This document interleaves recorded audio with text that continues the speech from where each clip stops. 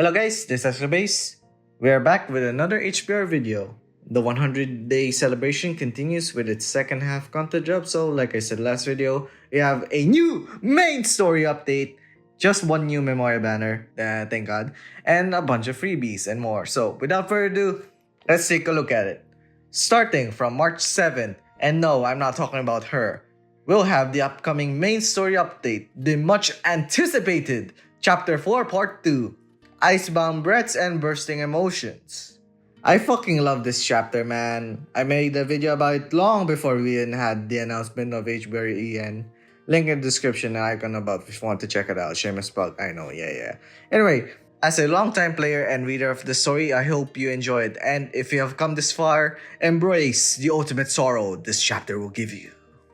Oh yeah, I forgot to mention this in the last video since I was recently made aware of this and frankly I forgot about it because this is how long I last read it, my bad. But the Summer Arena event has spoilers for Chapter 4 Part 2 in its first half, so if you haven't read it yet, I highly recommend to read this event after finishing Chapter 4 Part 2. Next up, freebies! Lots of them in fact. The promise of an abundance of quartz is being fulfilled as Chapter 4 Part 2's release gift will give us 3,000 quartz in one login. Yay! Hope there's more coming, but for now, next up is another login bonus. This time for another SS guaranteed 10 pool. Same as the one running right now, log in for 10 days to get it. And lastly, free pools, baby! This time it's one pool per day for 30 days, giving us 30 free pools in total. Hope you all get lucky with all this shit. For Anachrony, we'll have a turbo hitter with Red Crimson, yes Red Crimson this week, and then Drawn the week after. Good luck, soldier. And for score attack, challenge number 10, Ferryman of Fear, Yggdrasil. As usual, here on screen are the multiplier conditions for the next 2 weeks.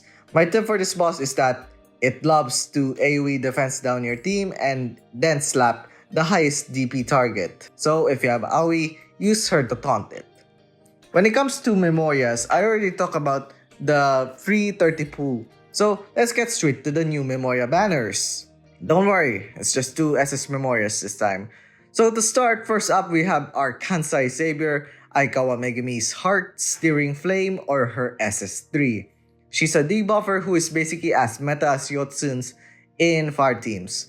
A non-EX attack up skill, and then EX skill that gives 2-turn fire defense down, plus she's also a large fielder for fire, similar to how Sutsukasa is for light.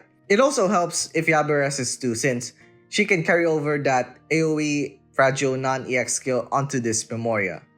She has a really good synergy in a fire team with Yotsun because with Yotsun's buffs, she can essentially be your breaker, breaking DP and dealing a chunk of HP damage, so her overall damage is pretty good. Next, Days of the Hostess Satomikura is a blaster who is decent and relatively niche. Though when it comes to her positives, she has a nice non-EX skill that gives her dark attack up, and her EX skill has weakness damage on top of the usual weakness mechanic. Though, you can guess in the grand scheme of things, she isn't that great outside of being an AoE blaster who does well against dark and / weak enemies. One of her early niches is the score attack that comes with the next event, Crime, Punishment, and Love. I see what you did there, Yostar. Anyway, she's more of an investment unit in my opinion, since we'll have to wait until her master skill is released in EN before she sees solid use, especially in a Pierce crit team or the Irene meta. Picking her up now ensures that you'll have her ready when her Rice Field Mastery skill arrives. From a general / common perspective, Megumin's SS3 gives the upper hand in terms of providing team value for fire teams. However, I would also give Kura a consideration since a Pierce crit team in the future is basically a general team, quote-unquote. That said, admittedly her master skill is the thing that gives her value in that team in the first place. From an elemental perspective, for fire, Megami SS3 is a meta fire debuffer to this day with her large field, fire defense down, and can basically be your breaker in your fire team. She will definitely be a staple in your fire team if you decide to pick her up. For Dark, on the other hand, Kura SS2 is a decent to good Dark AoE blaster, but has the potential to be a solid or even great AoE blaster with her master skill further increasing her value, which again isn't here yet. But as always, if you love the characters, their artwork, or want their specific abilities, feel free to pull for them.